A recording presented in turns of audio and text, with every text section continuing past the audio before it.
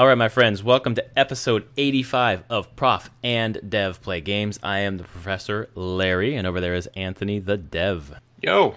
We are recording on a Saturday night because tomorrow is Mother's Day, so we'll record early, get this up early. But how are you doing on the eve of Mother's Day? Fine. Did an early Mother's Day thing today. We're trying to keep it a little lower key. So had my mom over, and then tomorrow my mother-in-law is coming over just for brunch, just in the morning, just making stuff. And keep it kind of low key. Have a friend in town who's gonna come over tomorrow afternoon. We'll hang out for a bit. Carl. Oh yeah. Oh, Carl's up there. That's right. Yeah. So he's in the process of starting his own studio, or is he in the between?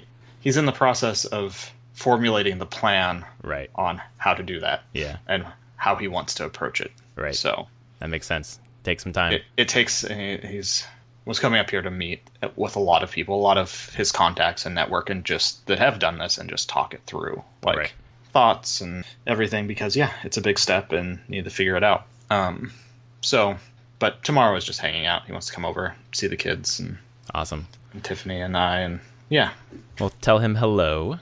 I will. For us tomorrow, we have prenatal classes this weekend, so 9 to 3 today, 9 to 3 tomorrow, and then Mother's Day tomorrow night. So we're a little jam-packed, and I'm trying to get my final essay grading in and creating the final exams. We have some interviews coming up for a full-timer we're hiring, and I have 6 coordinators, so I observe teachers and write reports, and I have 6 of those, so it's a little jam-packed. You're running to the end of the semester. It's incredible. This has been the most jam-packed semester of my life, and it's just been every. Luckily, in the downtime, I've been able to play some games. That's been my only downtime, so I'm looking forward to the semester being over, and then it'll be close to kid time, so I'm sure that'll be much harder than what I'm doing now. But all of this work makes me want to do this. Open up a nice beer, so I'm gonna enjoy that tonight. You should enjoy that. I will not have alcohol because everyone in my family has been sick, and you don't want to lower your immune system. I am not going to kill my immune system. I know if I do, because I have some beer sitting in the fridge, and I'm like, you're just going to stay there at least for another 4 or 5 days until I know that my body has fought this thing off. It's probably a really good idea. I drink every time this happens. I'm like, I'll have a beer, and I do, and then I'm sick the next day. Yeah. So not worth it. I'll have my nice glass of water here. Nice. If you hear me sneeze during the podcast, it's because of this beer. Got a Stone IPA. I'm allergic to IPA. Every time I drink IPA, I sneeze. I don't know why, but it's my favorite kind of beer, so I don't let it stop me. I was at the store today, and I saw that Stone had a citrus IPA. Really? I haven't seen that. A limited release. They had it at it was a tangerine IPA or something. Yummy. I really like citrus IPAs. I'm not a huge IPA fan overall, but I like citrus ones especially. Mm-hmm. So that'd be I'm nice. very tempted to try that one. Stone IPAs tend to be really hoppy, so citrus would kind of tone it down a little bit. That'd be cut nice. it a little bit. Yeah, exactly. So what do we have going on tonight? Man, tonight we're going to start with some Nintendo news. They have announced their E3 plans, and we're going to kind of take our best guess at what E3 might hold for Nintendo, and talk about what their stuff is. Then we've got some news on Square Enix that I'm going to scream about. We have some news about BioWare that you're probably going to scream about.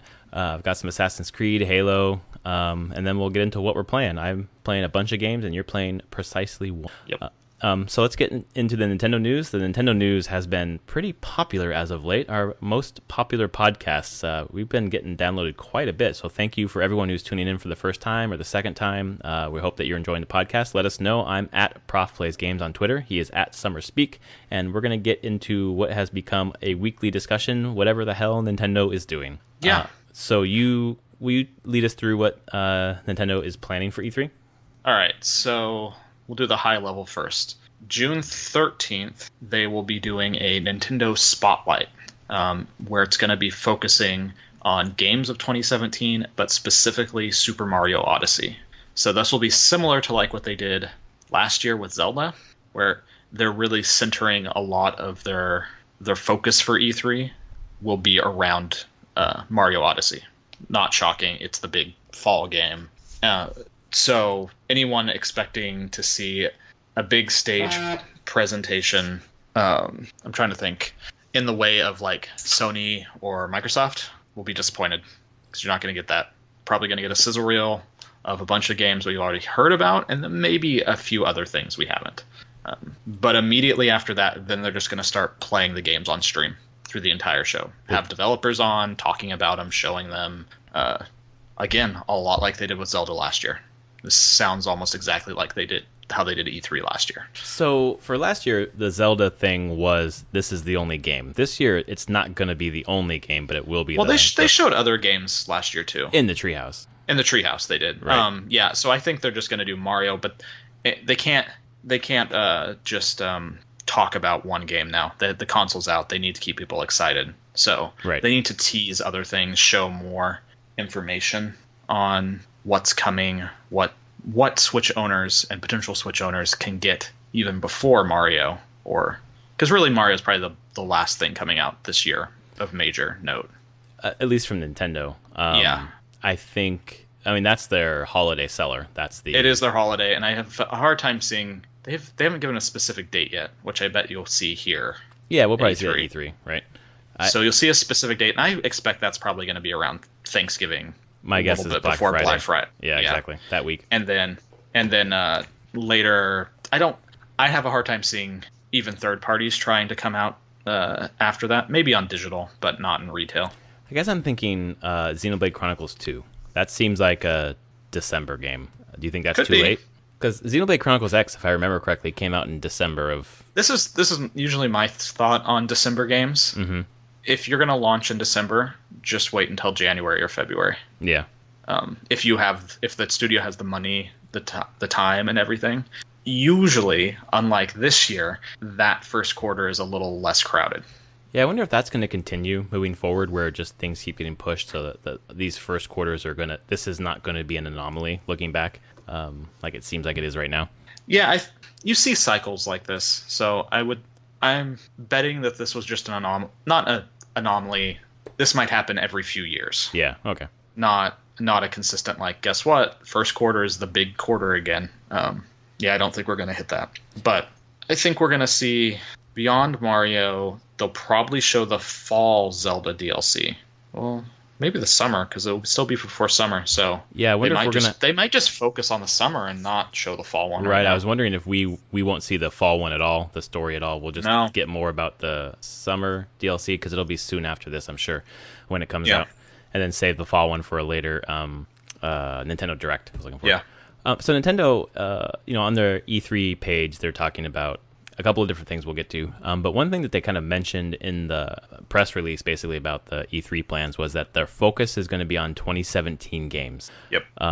So I wonder, does that mean that they will tease a couple 2018 games, or just leave them out completely and focus on just what you're going to get on Switch this year? I have a hard time. I think they'll probably tease a couple things later, but very small tease. Just like a splash screen with a logo, basically, right? Kind of, yeah. Just to be like, hey, more is coming later. Yeah. I think if they do that, it's going to be at the end, and if they're going to go that route and just tease something really quickly with the logo, it's got to be Metroid or Animal Crossing. I think one of those two are what we're going to hear about. I definitely, an Animal Crossing, a Metroid, maybe something with Smash. Yeah, people... I still think there's probably going to be some Smash news somewhere in here. During E3, you think so? Yeah, I unless they drop it in a direct before, but I do think Mario Kart 8 Deluxe sold really well. Really well. And the Switch doesn't have a Smash game. And I can only imagine that they want to put that, again, like the Wii U, get Smash from Wii U in front of people, in front of the Switch audience. Yeah, I think the success of Mario Kart 8 Deluxe tells us we're going to see a lot more Wii U ports. I wonder if they need Smash right now, especially if they're trying to put ARMS out right after E3. Like, that's a fighting game. You're right. I wonder if it's going to step on the would toes. kind of conflict with ARMS, because they're trying to put that as kind of the multiplayer fighter. Right. I just, as much as I want Smash, I mean, it's the game that I played the most. I played it the most on 3DS, actually. I played it all the time on 3DS. But that's a game that I believe is coming. I think we all know it's coming, but I think it's going to be a 2018 game. I don't think that they need it this year. But I think other people would disagree by saying that Nintendo doesn't have very many games this year, so give it everything you got. So we'll see. I think you're right. There will be some sort of tease or some sort of news about it. But I think that they're worried about the messaging for ARMS and want that to have as much of the limelight as possible in terms of like, here's a Nintendo fighter. Because if you say, here's Smash 4 Deluxe or whatever coming out in the summer or in the fall, I think that kind of steps all over ARMS, and I don't think they want that. And they don't want to do that release near Mario. No, I don't. They would keep it. They would keep it up a couple months before Mario at earliest. Right, and I think they're doing a good job of, Zelda March 3rd, Mario Kart Deluxe end of April. About 2 months or a month and a half separation between each game. Moving into ARMS, and after ARMS, Splatoon, moving into maybe the Mario Rabbids game, and then Mario. It seems like that's a pretty full slate. That's a pretty good lineup for a year, I think. Yeah. And speaking of, you're talking about ARMS and Splatoon 2, they're doing tournaments that they'll be live streaming from E3. I can't wait for the Splatoon. I'll be curious to watch these to just see how good they do at esports streaming. Yeah. Tournament streaming. Did you get a chance to play Splatoon when you borrowed it from me at all? A little bit. Oh, okay. Very little. Okay. I'm curious to watch what Splatoon 2 in action and just kind of I want to see what high level play is like. Yeah. But I'm very curious what tricks or surprises Nintendo has in store. They've got something. This is the year. Pull it all out. This is the year, man. Like, people are watching, people are paying attention. I hope they're not just going to try to go toward like a casual audience, or I don't know, less like they need to be focusing on the hardcore gamers, because I think they have the attention of people who, typically only play on PC or only play on one console, because this is different enough. And the handheld nature of the Switch, I think, was a bigger deal than they thought it would be. At least more successful than maybe they thought it would be, because that's what a lot of people were talking about, being able to take their game and, get on a plane, take it on public transportation and take these AAA quality games with them. Being able to play Breath of the Wild anywhere you want is really kind of crazy. And the fact that it's a mobile system, maybe the first one ever, I don't know. You can play 2-player. Like, you just take this mobile system, you set it down, you give someone the Joy-Con. It's not the greatest thing to hold sideways and play, but in a pinch, like, that's going to work. And especially thinking about the kid market, like, they don't care. Like I just want to play a game, So I think that's great. And there's another tournament too. It's the ARMS Invitational, which is on June 14th. I guess they've got people coming to E3 and playing ARMS in a tournament. I don't know who they're inviting. Do you know anything about who they're inviting? I have no clue, and I've seen nothing that says who specifically they would invite. I can only assume popular streamers, competitive players, people that have a following. Probably some celebrities too. Yeah. Yeah, just fuck around. A real serious question about ARMS. Probably the most important question on my mind. Any chance Little Mac is in this game? No. Oh, man. I just think no. Everything they've shown makes it seem like it is a very separate franchise right now. Yeah. Now, does that mean that they won't add stuff in later if it's successful? Like a DLC pack or something? Yeah. That makes sense. Maybe, but yeah. I really feels with their marketing that they're like, no, we're trying to launch a new IP, kind of like they did with Splatoon. Yeah, you're right. Where Splatoon, you didn't get, and you still haven't gotten any other characters really in there. Like like Nintendo skins in there, like a Mario skin or Luigi. That would seem to be like a no-brainer, but they haven't really done that. Yeah, I kind of feel like from a marketing standpoint, they want to keep franchises separate somewhat. People want cross-pollination more, but in some ways they also want to keep things pure and be like, no, Mario Kart and Smash or Wibbery fuse the franchises together into craziness. Right. And I would like to see basically a Nintendo Kart eventually. I think they're moving toward that direction, of course, with Link and Villager, and I think there's one more in there. I can't remember. Maybe it's just those two. So to see like Samus or a Kirby or Sonic even, stuff like that, would be cool. But yeah, you're right. I think they want to keep it clean, because if it can stand on its own, then that's a good sign, I suppose. Yeah, it builds that franchise, and then they can use the strength of that franchise to, like, you bring the Inklings into Mario Kart 8. That's it. That's the other one. I forgot. It was the Inklings that they brought in this They were time. like, hey, people like the Inklings. Let's pull them in here. Right. And I feel like that's how Nintendo feels like that franchise is successful. Yeah, especially in Japan, man. But those are fun games for sure. So in terms of E3, I think we're going to do an E3 prediction episode eventually, but maybe like two things that you're 2 things you're expecting and 1 thing you're hoping for from Nintendo for E3. From Nintendo? Yeah, 2 things you expect and 1 thing you hope for.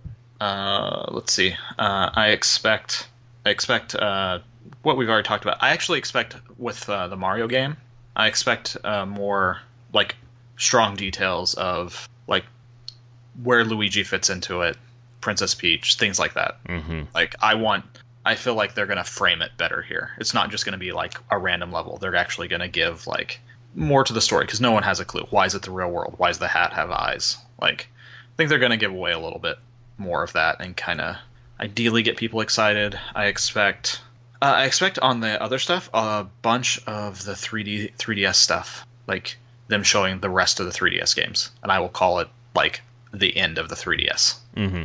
I think they're just going to show off everything. Right. Like boom, boom, boom. Here's our death cycle, basically. Here's the next year with a tease maybe into 2018 of stuff and being like, this is basically the end of 2017 through mid 2018. There's your 3DS, which is fine. That would be great actually if they can show some really good strong games towards the end there. And I don't expect what I hope for, like truly hope for, is Metroid. Yeah. But I don't expect Metroid. Retro's been quiet for 4 years, man. I hope. Yeah. You don't want to get your hopes up. Yeah. But I also am like, it could be the right time. It may not be the right time. Like, they may not want to show anything on it because Mario is their big push, and they don't want to overshadow that. Right. They don't want to split their news on what's going on here. And they could always do a direct on it. Because I was going to say there'll be something Pokemon, but I'm pretty sure that direct's going to be happening anytime now. Yeah, the scuttlebutt was that it was supposed to happen this week, and we talked about that last week, but nothing happened this week. Oh. No, but there's still been some stuff changing on that site. Right. So people have been watching it, and clearly something's going on. Yeah. And I wouldn't be surprised if there's sometime before E3 in the next couple weeks a Pokemon Direct. Mm-hmm. Yeah, I totally agree. So, and I don't expect you'll see much of that at E3. So you think they'll get that out of the way? They might stream. I bet if they do announce something, they'll probably stream it in Treehouse at some point. So that means that you think the Pokemon news is going to be 3DS only? Oh no, I could see it being Switch too. Okay, but I just don't. I think if they're going to do a Direct, they're not going to use it as like a major point at E3. Right. Yeah, that makes sense. For me, things that I expect. I have 3 things. I expect new amiibo for Fire Emblem Warriors. Yep. Yeah, I think we're going to see Fire Emblem Warriors, and then they're going to have these cool assets. And then you're going to be able to use your other Fire Emblem amiibo as well in that game. Another thing that I expect, based upon the success of the backwards compatibility for Xbox 2 years ago, or last year, whenever that was, maybe 2 years ago, the Virtual Console is going to be detailed at E3, and it's going to be, or favorable thought it would be. Perhaps if you've purchased their games previously digitally, you'll just get them. If you haven't, then you'll buy them. And then the thing that I hope for, I think I just hope this for everybody else. I hope that there's Metroid. I am not the biggest fan of Metroid, but I'm hoping for everyone else that it comes out. I hope too. It will happen eventually, but maybe now is not the time. I just keep going back to how long Retro's been quiet. So yeah.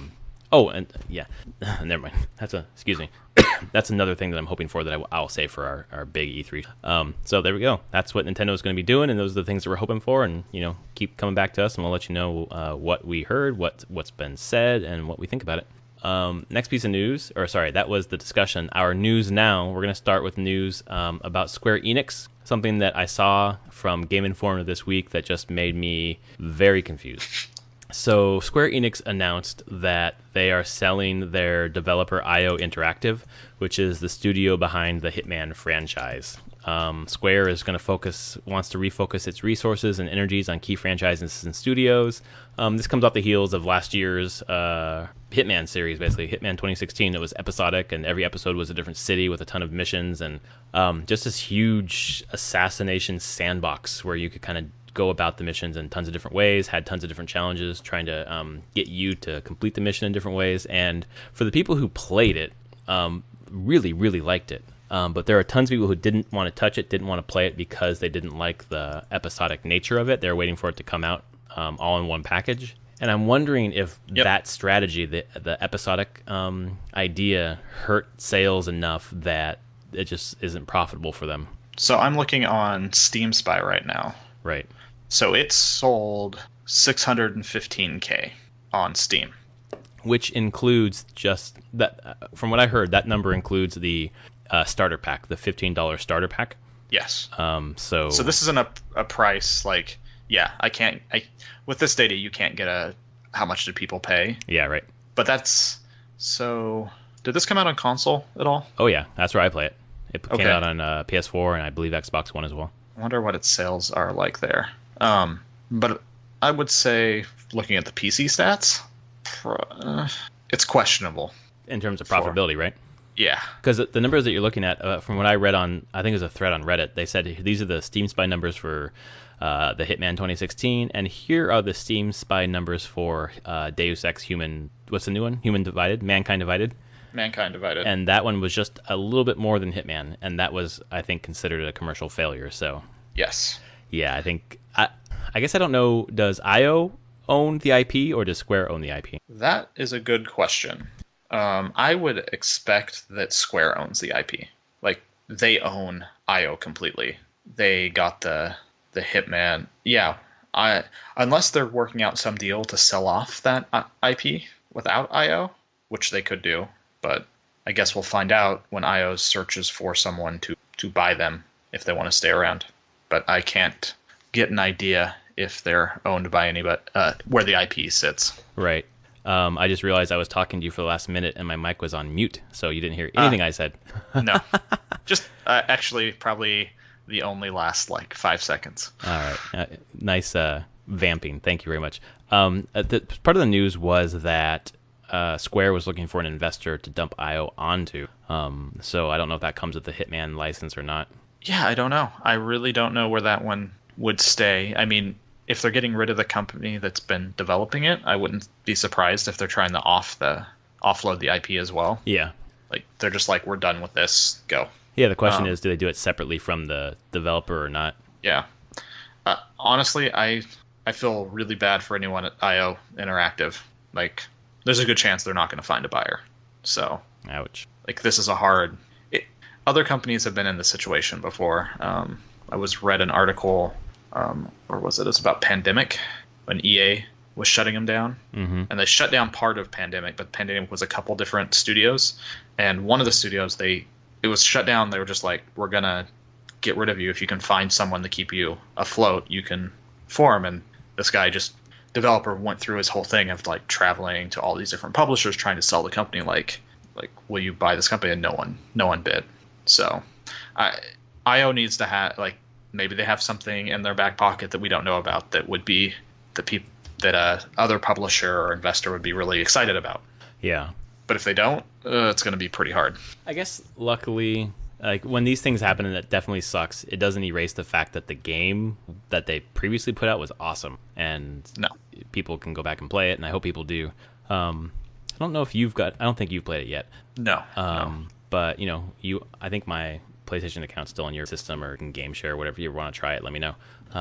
But yeah, it sucks for IO, absolutely, when they put their heart and soul into this game that maybe didn't sell well because of marketing decisions of Square. So yeah, I think they're releasing it. Episodic may have heard it. Right. I don't think all gamers, I would say, over the years, Episodic was like the next big thing. Everyone's we'll make games faster and get them to people. The faster part didn't really work out so much. Yeah, just look at Telltale.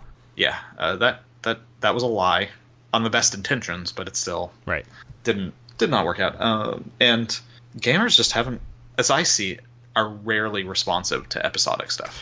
Yeah, and the thing that's interesting, I agree with you, and it's weird that I think Xbox is trying to double down on it with their Game Pass. They want to do a lot more episodic stuff, but I think most hardcore gamers like to kind of binge, and they will wait for, for example, the Telltale series to be completely done, buy the whole thing, usually when it's cheaper anyways, and then just do it all in one sitting or 2 nights or whatever. Yeah, look at TV. The most popular stuff on TV, for the most part, I mean, you get Netflix stuff and the Amazon other streaming, it's like, no, people want to binge shows. Right. They want the whole thing right there, and they can watch it at their whatever speed they want to watch it. Well, and that's it's definitely the way TV's changing. It's not only binging, but like you're in control of what you watch when you watch, and to kind of wait for the drip, drip, drip of a new episode. It's not even really on a schedule that's clearly defined. And I guess even stuff that is episodic, like Game of Thrones, you're only waiting a week. Like, it's all done, and they're just dripping it out. Where episodic game stuff is definitely, you're like, they're not even close to done. Yeah, I think that is something that would be interesting for someone to try episodic, but do it weekly. Like, we've got this Telltale series. It's 6 episodes. It's going to come out once a week. I don't think that's been tried.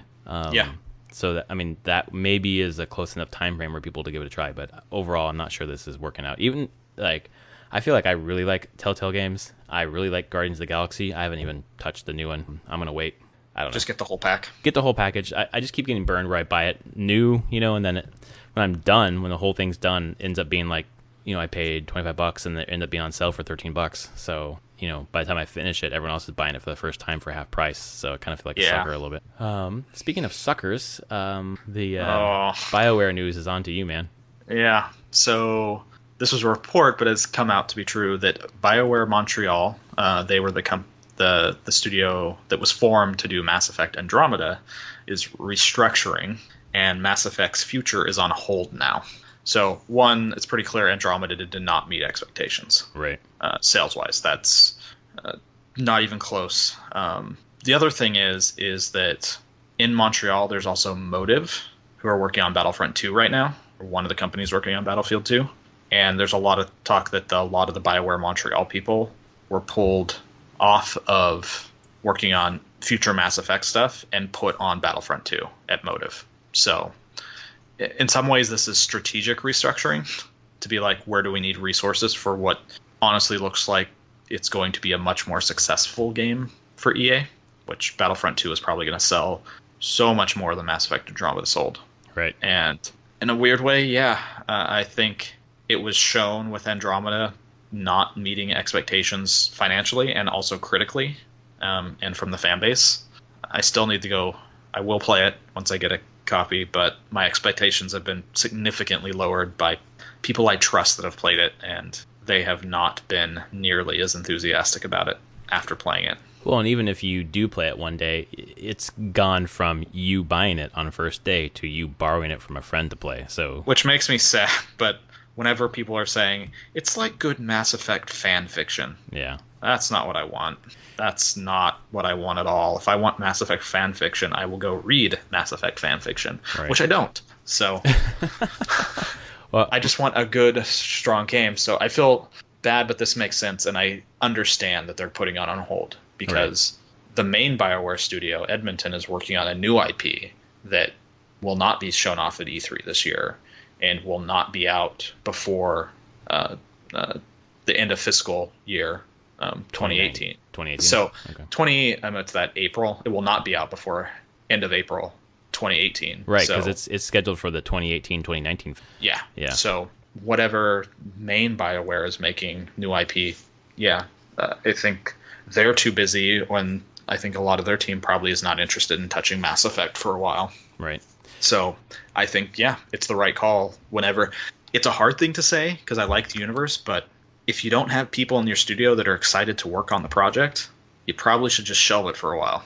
Yeah, and from the reports that I read, and correct me if I'm wrong, BioWare Montreal has kind of been a support studio, and this was the first game that they were able to take the lead on. Yes. And that sucks because you get the chance to take a lead on a game, and it just kind of doesn't hit the mark. And you're kind of back to a support team. And it's kind of unfortunate. It's good that the game at least isn't considered a terrible game. Mm-hmm. Like, I won't say anyone say that the game is awful and a horrible thing. Like, most people are just like, it's just disappointing. It's just not what you expect from a Mass Effect game. There's a certain quality bar there. My question for you, I consider you a super fan of Mass Effect. Has it hit the quality bar since Mass Effect 2? No. Yeah. I think 3 was great for a long... The only thing that hurt 3 was the ending. Yeah. Like, I felt like 3 was actually a good... Like, the combat felt even better. It combined a bunch of your crew members from both games, and it like continued the stories. It was great for 3/4 of that game, Right. and then the last quarter just went to total shit. Yeah, and I wonder why we didn't all see that coming, because how many disparate paths you could take. I don't know how, the diamond philosophy where you start one place, it branches out, then it has to come back in. Yeah. To the same point. Yeah. Okay. I was just wondering because I think I saw someone on Twitter who was like, so we all revere Mass Effect, but really we all like Mass Effect 2 and maybe 1 a little bit, but really it's just 2 is like the gold standard of that series. Yeah, I think 2 was definitely the gold standard. 3 would have been. It's probably about a year and a half ago I played through 3, like a good chunk of 3 again. Yeah.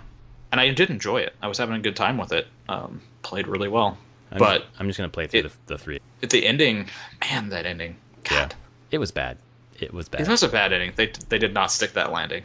And I don't think it was bad in terms of like I'm gonna send death threats to developers or anything like that.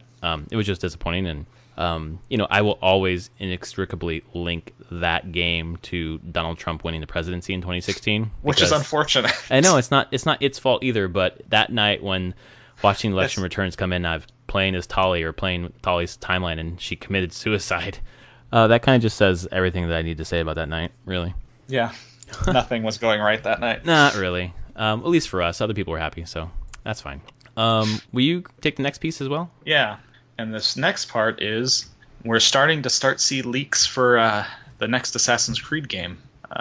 Taking the year off, but everything seems to be holding true that it's going to be based in Egypt, but it's going to have naval combat again. Great. You didn't like naval combat, Fucking did you? hated it. I hated that part of the game.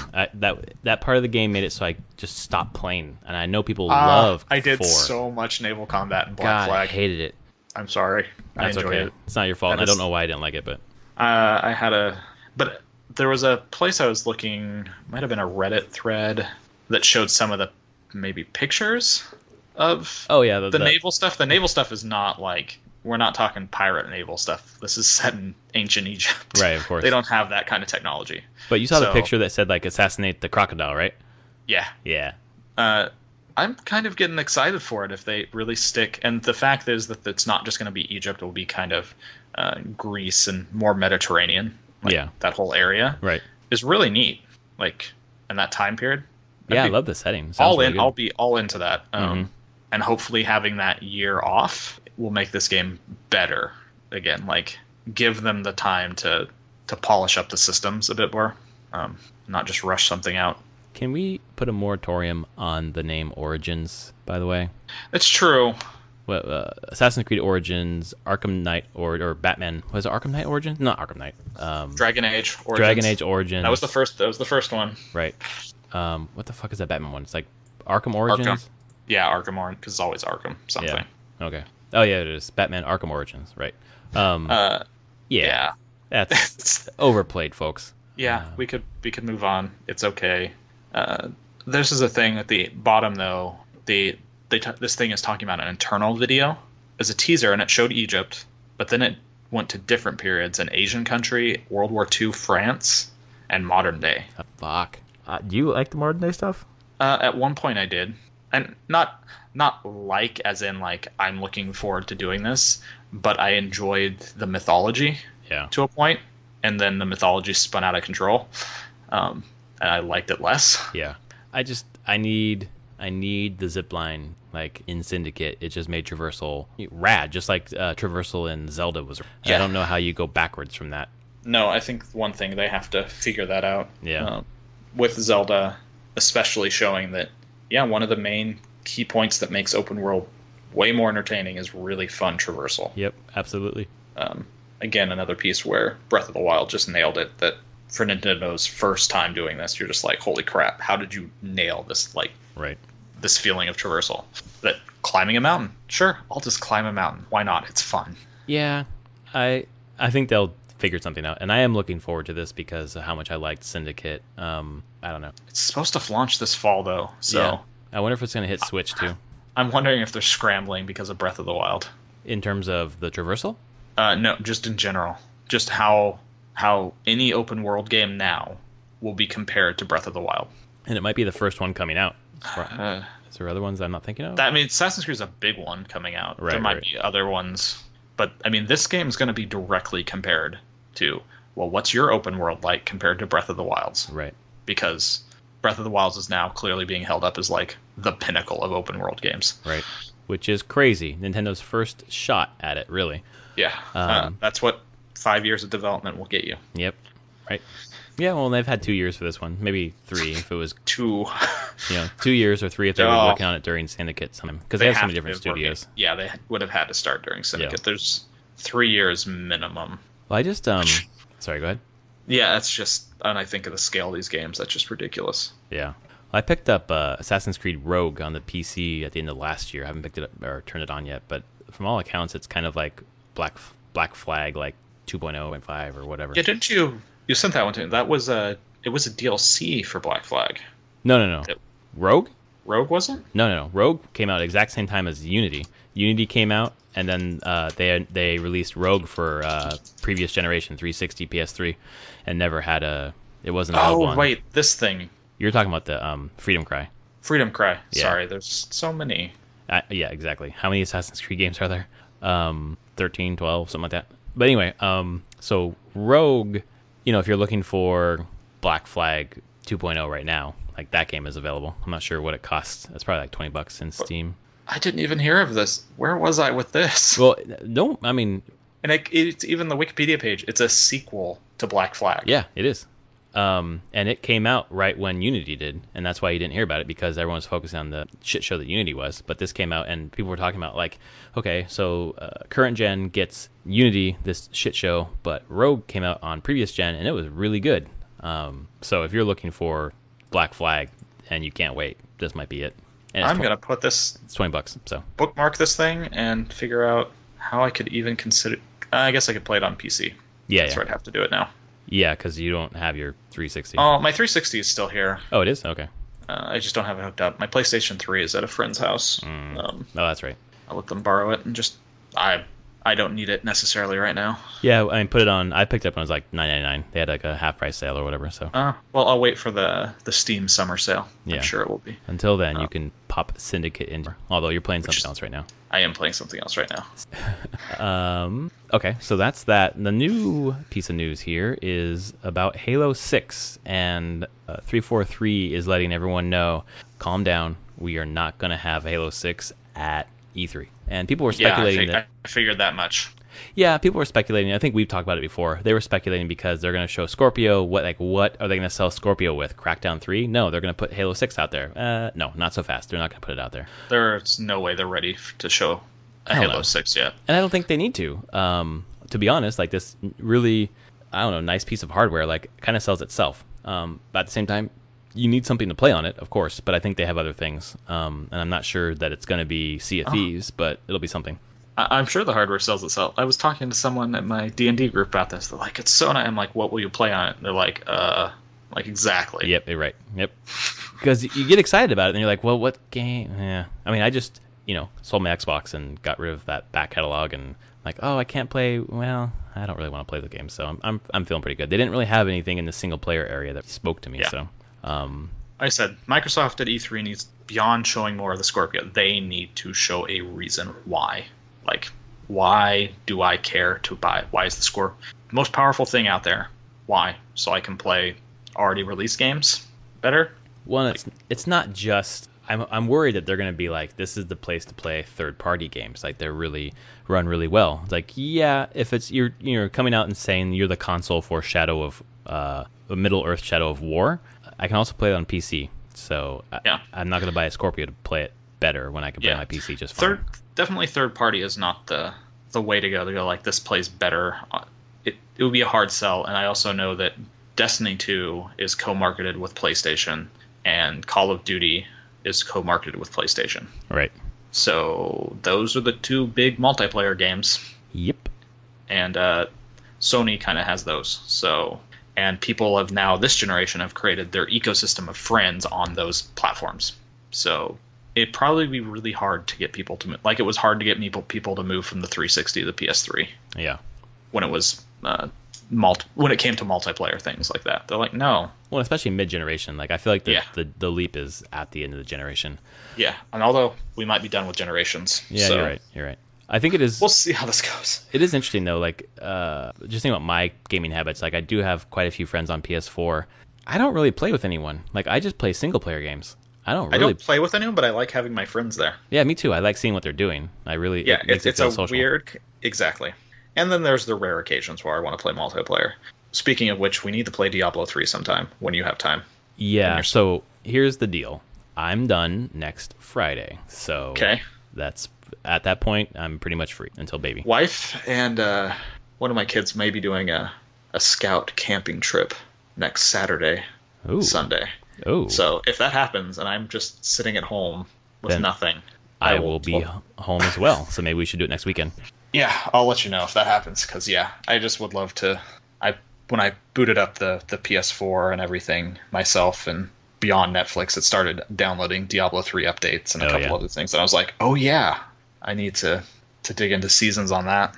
Well, when I got the PS4 Pro, I loaded that up, and it's buttery beautiful. I'm sure. It looks good. So I'm definitely, if you're around this weekend, I don't have any prenatal classes next weekend, so I'm down to play a little bit. Maybe we can stream it and get all silly and stuff. Other piece of news about Microsoft is Forza Horizon 3, and I wanted to talk about this because it's a game I'm playing this week, and there's a reason why. So the PC, basically this Hot Wheels DLC came out for Forza Horizon 3, which you get a bunch of Hot Wheels cars, and they put a bunch of Hot Wheels tracks like when you were a kid, like the orange and blue tracks. And by all accounts, it's freaking rad. But this patch for PC lowered the minimum specs. So my computer could not play Forza Horizon 3, even though it's a Play Anywhere game. So I was just like, I can't play Anywhere games on my PC. But now I can, at least this one. And maybe they'll do it for other games as well. So I loaded up and played it a bit.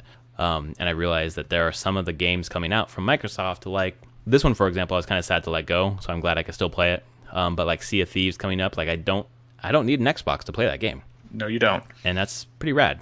Yep, PC. So, yeah. Which I get.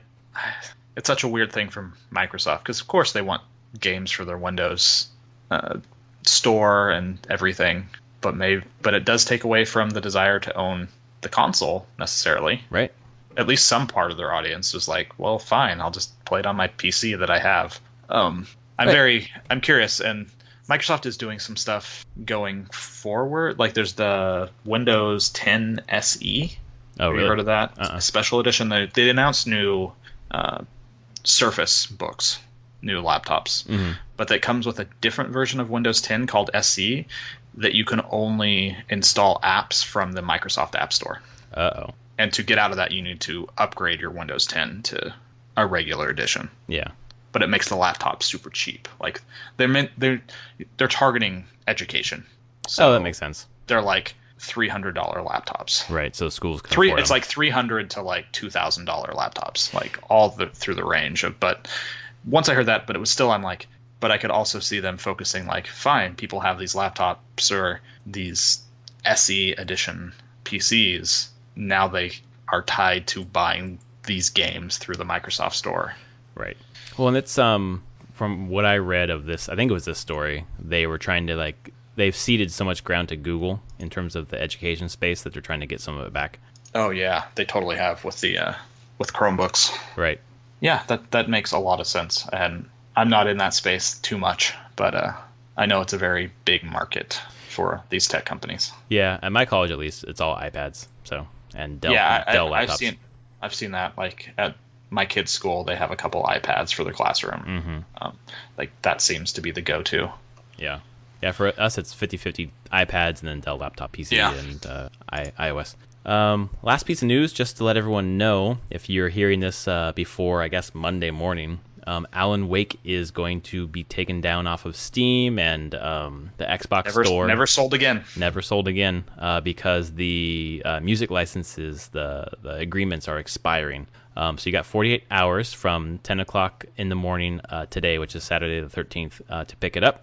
At Steam, 90% off. Yeah, it's $3.99. $2.99. I picked it up this morning because I've heard a lot about it, and I eventually want to play it. So if I don't buy it now, I'll never play it. I think as a writer, you might enjoy it. Yeah? I mean, it's about a writer. Oh, well, there you go. That's the whole thing. Like, the Alan Wake is a writer, and then weird stuff starts happening. Right. Yeah, so I played it some. It's a horror game. Like, Yeah. I could only do so much of it before I'm like, yeah, too freaked out. I'm done. I'm a big fan of I've playing owned it those. for a long time, though. I'm a fan of playing horror games with people. That'd be good. Once I'm out of school, my friend here, Ted, I don't know if you met Ted or not, but he's got Resident Evil 7, and we're going to play God. it together. Oh, man. Playing it by ourselves would be freaky, but together it's kind of funny. Like PT was hilarious playing it together because we were scared shitless. Yeah. So PSA, please check it out if you are interested. Yes. 'Cause it's going to be off sale pretty soon. But a game that will be for sale for a long time is Persona 5, and you are playing that game currently. I am playing that. So this week was kind of crazy. I had D&D Monday, my Star Wars game Wednesday, and then people being sick. But I've been able to put in, let me borrow Persona 5, put it in. Holy crap. Most Japanese game I played in a long time. In a good way. It's but you just get hit with modern day Japan. Straight up. So what is that? It's an RPG set in modern day Japanese high school. So you're playing a high school student. And then weird crap starts happening. I've never played a single other Persona game. So I have no understanding of what I'm getting into. And I don't think I need to know. It definitely feels like this is a starting point for people because I've played it probably like 3 hours so far, and I still feel like I'm in the somewhat tutorial area. You will be there for quite a while. Yeah, I mean, I definitely don't have all the systems available to me, but they're also slowly introducing me to the concept of personas and this weird other world that mirrors the real world. And there's a lot of just random things. I remember like at the beginning of this game, I was wandering around Shibuya Station. They don't tell you where to go specifically. They're like, you need to change trains at Shibuya Station. So you get off, and they're like, okay, this is the other train. So I'm actually feel like I'm wandering through a train station, and Japanese train stations are freaking huge. Like trying to look at all the signs to figure out like where the hell this other train that I'm trying to catch is. Right. And it felt exactly how I felt whenever I was in Japan years and years and years ago, whenever I was getting out of a train station and was like, where the fuck do I go? This is huge. There's like 10 trains, 10 different tracks. There's stairs everywhere. There's people everywhere. Oh God, how do I meet anyone around this place? Right. And so that was a really big slap across the face of like, whoa, that's a flashback feeling. And then, it's stylish. Like when I texted you that, everyone says stylish. Yeah, that's a word. And it's kind of an understatement because, some games are stylish. This game is insane, and like the art direction is so spot on for the entire game. Like everything just flows together. The music, the art, the UI, how it animates, it just looks badass constantly. Uses a weird graffiti motif a lot for the UI, and like every menu uses it. How menus come in and off the screen are just incredible. Leveling up is insanely awesome. Well, I think this is a game that's been in development since 2008. I think it's 8 or 9. I think. Yeah, so that's a long dev cycle. I would say they've used that time well. They have. I'm excited to play some more tonight. Push farther. It's very, and playing through it, you're like, yep, this is a very Japanese game. It has being hit with that Japanese culture pretty hard at the perverted old high school gym teacher that is being set up as like the first villain. You're just like, wow, this is a Japanese game. No English developer would be putting lines in here like this. Holy crap. Well, and people really like the relationship options in the game. I don't know if you've I haven't got to those, and I was wondering if that was gonna hit, because it's a time management game. Exactly. So you're doing all this JRPG stuff, but then you still have to go to school, do your classes, clearly, and you have like early morning, lunch, afternoon, early evening, or something like that. So like there's only block, and clearly it's setting it up, and it's kind of already teaching me that like, doing things will take certain amounts of time. You can only do so much, and there's a lot more that you need to do than you have time for. Yeah, you're going to neglect people if you choose certain, if you're going to work after school instead of hang out with someone. Yeah. So all that I feel is going to be opening up to me pretty soon. And then the story is actually told in from an unreliable narrative really? as well. Mm-hmm. it was an interesting setup hit, and I was like, oh, we're gonna do this, okay. Which I'm always a fan of for video games. It fits video games really well to give you the illusion that your choices kind of matter. Well, it's a nice way to solve that problem where the end of the game, if you have so many divergent paths, how do you really wrap it up into the same ending? And it's that nothing really mattered, but doing it in an artful way instead of like it can matter. It matters to you, right. But it always comes to the same place. Well, it matters like the relationships you made along the way, which it was actually kind of my argument for Mass Effect, even though the ending sucked. Like the relationships along the way were the point of the whole fucking thing. So they were. And I think that's why I still like Mass Effect quite a bit. Right. The thing that kept me going in Mass Effect has always been your crewmates and members and the romance options and just getting to know those characters. And Persona seems to be pushing towards a lot of that as well.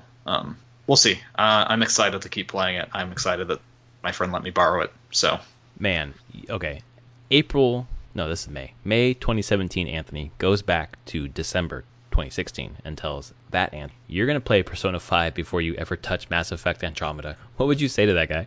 That would be me calling myself out for bullshit. But it's how it is. Like, yeah. But there's been a lot of it's this. I really want to play Nier. God, I really want to play Nier, but I have to wait on that so badly. But I'm gonna wait. But I've heard good things that like people talk about Persona 5 being amazing and Nier being amazing, and we had Breath of the Wild. Horizon. Like, I'm sorry. Like, any Mass Effect being a disappointment or not, Mass Effect still has to rise to that level. Right. To play with these games, to be on that level, and it's kind of crazy. It's all these games hit right now. Right. Well, it's the thing is that we all have limited time, and we want to play. I realize I want to be playing great games. So. And these are big games. These games demand time. Well, I think that one you're playing is like an 80-hour experience. I could imagine. It's a JRPG. I expect it's going to be. Yeah. I'm wondering how grindy it's going to be in the end, or how much it expects you to grind. But I wonder when your friend wants it back from you. I don't know. That's a good question. Hopefully you. They didn't say. They're like, I'm not going to get around to this anytime soon. Here. Because they beat it, right? No. Oh, what? They haven't even started it? They put a couple hours in and then just got distracted, and they're like, I'm not going to be going back to this right now. Oh. Like, their life and what's going on, they're just like, no, I can't dedicate the time to this. So they're like, here, borrow it for now. Awesome. So I'm like, okay, I'll take that. Yeah, I'm excited. You, on the other hand, have played a lot more games. Yeah, I got 4 games on my list. I'll start with Forza Horizon 3 just because I was able to play on my PC, and I just wanted to mess around, play just a few competitive races, and it's nice that it's able to play on my. I think I have like a mid-tier PC. It's not anything great, but nothing terrible. But the input lag is a little off. So when I like push the stick to go to the direction to the left or right, it takes like a half a second to register that movement. So it's noticeable enough that it's kind of annoying. So I need to mess around with the settings a little bit and see if I can change that a little. Yeah. But I'm excited that that means that I can access this Hot Wheels DLC, which I probably will eventually. Just hearing such good stuff about how fun it is. So I always liked Forza. I'm glad I didn't have to leave that behind when I traded in the Xbox. Another game that I play really quickly is Trials of the Blood Dragon. There is a Ubisoft sale on the PSN store right now, and it was like $5. And I like Trials Fusion, so I heard this was, this is Blood Dragon to Far Cry 3. Basically. Yeah. So it's just fucking weird. You're on a motorcycle, but you're in like an 80s action movie, and there's this weird plot story. Because you played Trials Fusion, right? I have played Trials, yeah. Okay. So the gameplay is that, but then you also get a gun, you get to shoot people, you're chasing after bad guy. It is cocaine-fueled dreamscape, basically. And it's just weirdly fun, and I'm certainly going to put more time into that. It was just, I bought on a whim because I've heard good things about it, and I like Trials, and I decided to check it out, and it's weird. The Trials games are weirdly fun. Yeah, they really are. They're Trials Fusion was definitely one. I'm like, I picked it up, and I was like, whatever, I'll play it. And then you just get addicted for a while. Yep, that's right. It's an easy game to just pick up, and you're like, then you get rage quit frustrated. Yep. Well, it's the nice thing about it is that it's one of, and I like having games where it's like, I've got 10 minutes before bed, I don't want to start something big, let me put 10 minutes into something. That's something you can definitely put 10 minutes, which is great. Another game I played, I started the video game club selection for May, which was First Light, infamous First Light, and I beat it. Nice. Yeah, I Well, haven't. no big talks right now then. No, But absolutely not. But I just was going to say that I haven't finished a video game club selection so quickly. So Okay. it was. I'll leave that there. So we'll talk about, in case anyone doesn't know, every month we choose a selection to play through, usually about a 4-hour game or less. So we're playing Infamous First Light during this month, and we'll talk about the first podcast in June. And then the game that I put the most time into this week was Horizon Zero Dawn. I probably put like 4 hours into it. And a little bit of it was remembering what the story was, remembering the mechanics, just messing around with a bunch of dinosaur robot things, just getting the mechanics back, and then figuring out where my quest line was taking me. But it is just fucking stunning in 4K. It is, 4K is lost if you're sitting too far away from the TV, right? So pull up the yoga ball, like sit in the optimal area, and it is just so good, so good. And even the settings, you can change it between having it focus on FPS or have it focus on resolution, and even just switching between those two settings, you can see it looks different. But it's great. It runs well. It's fun. I beat the metal ring basically. Okay. And then I know realized, Yep. I realized that I had beat that, but I forgot to beat the earlier one where you had found the cauldron, and I think I know why you found a cauldron, because the quest line kind of takes you to this little city where one of the quests is about the cauldron. Yeah. So I realized that was something I should have beaten earlier, so I'm kind of starting there.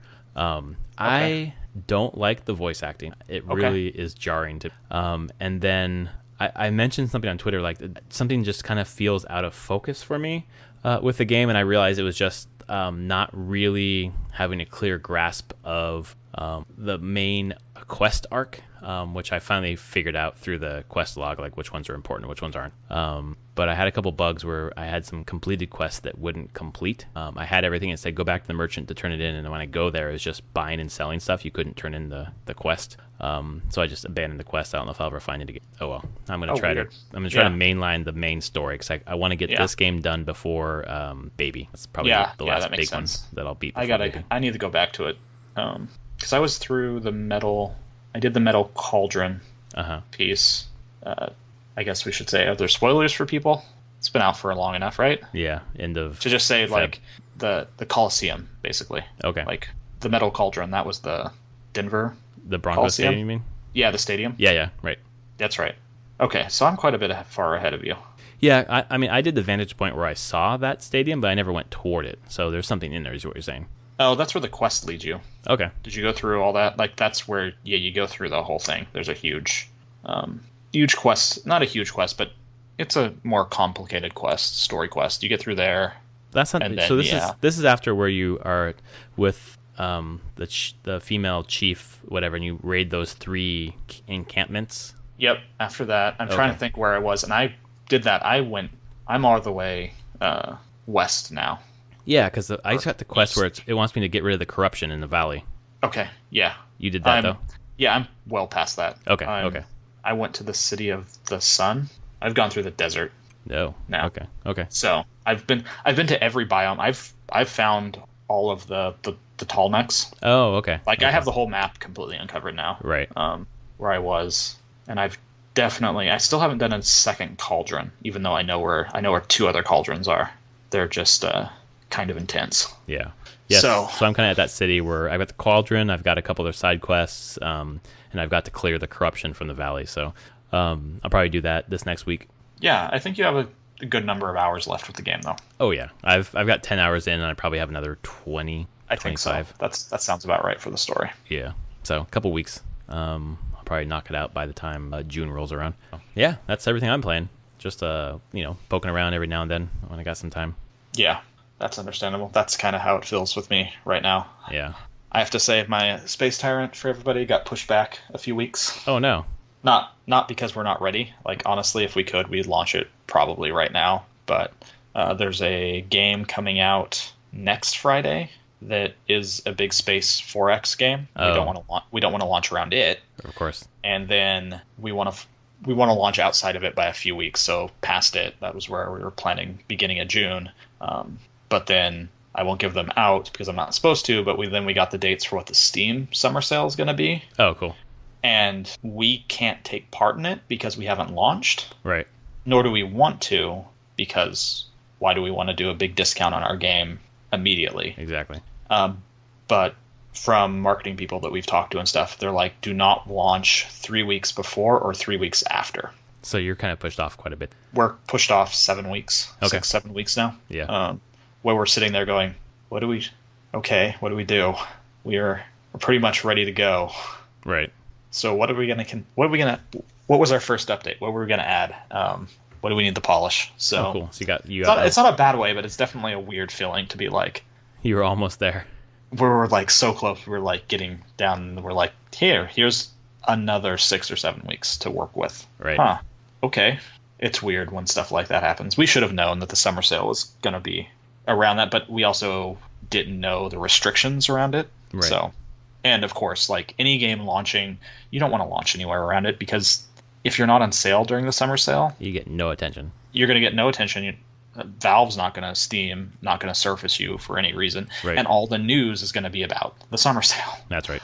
Yeah, it makes sense to wait then.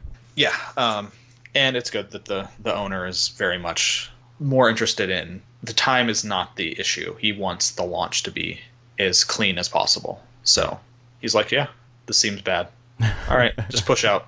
We'll push out another month and a half. Okay. Yeah. We're like, sure. Yeah, that's what you get whenever you don't have to worry so much about a budget. Right. Yeah, that's good. That's a nice problem not to have. The budget. I know. Yeah. But now I'm sitting here going, okay. Well, the guy you're working with is ex PopCap, right? Yeah. Yeah. Jason Kapalka. He was an owner Right. of PopCap. Yeah. Okay, that makes sense. He was one of the 3 owners. Right. And yeah, he's put out a couple other things and has his fingers in a lot of different things. So Yeah. for him, it's more important to launch optimally than to rush. Absolutely. So, A good game is good forever, but a bad game. Wait, I forgot. well, what the in fuck this case, it's like the game is fine. It's not even going to be that. It's just like you will just lose huge amounts of sales if we launch now. We will never ever get a chance again at this. So Yeah, you don't want to Titanfall 2 yourself. yeah, kind of. Yeah. Exactly that. Yeah, really. Ugh. Good game. Well done, EA. Why would you do that? Why would you do that to yourself? Just fucking crazy. Yeah. Well, thanks for letting us know that the inside baseball. That's really cool to hear. Yeah. So be prepared for summer sale around the time you would expect it. 'Cause Yeah. It's the same time it hits every year. Yeah, I was gonna guess that it's probably in the summer. So in the summer, around the 4th of July. Yep. Mhm. That's pick a time around then. Yeah. That's usually when the summer sale is. So Yeah, you have any? they're not diverging. Right, of course. Do you have anything that's on your list for? I guess Rogue now is on your list for the summer sale. Rogue will be on that. I have to go through my Steam wish list again and see. There was definitely some stuff. I want a Planet Coaster, Oh yeah. the roller coaster tycoon, Right. new version of that, which I've been sitting on for a while. I can think of other stuff. I mean, my wish list is huge on Steam, so looking for a good deal. Yeah. Probably the new Deus Ex, actually. It's Mankind Divided. I've been waiting. It's on sale now. I'm waiting. Yeah, I'd say it's 15 See. right now. I'm seeing if it will go cheaper Yeah. or if it will be the same. I'm not ready to play it, but Let's that's one. Sorry, go ahead. That's one that I'm Yeah. looking at. It's at the Red Box around the corner from my house for $8 on PS4. Could be worth it. Yeah. I mean, Although, again, that's the one that we've talked about this before.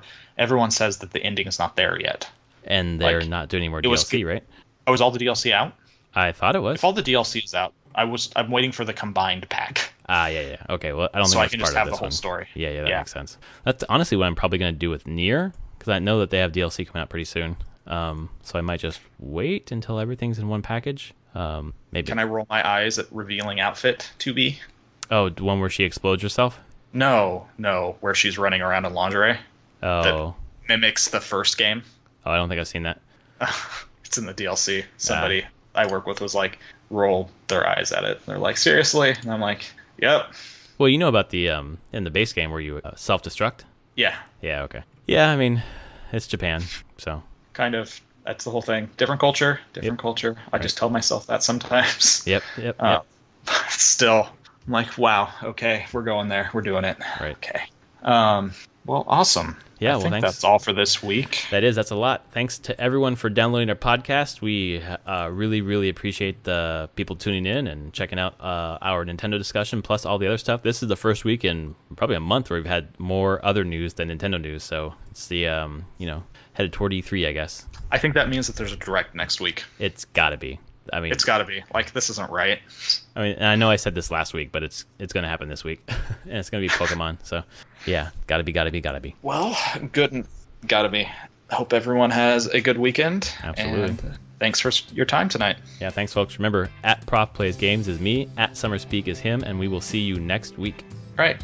Night, everyone. Later.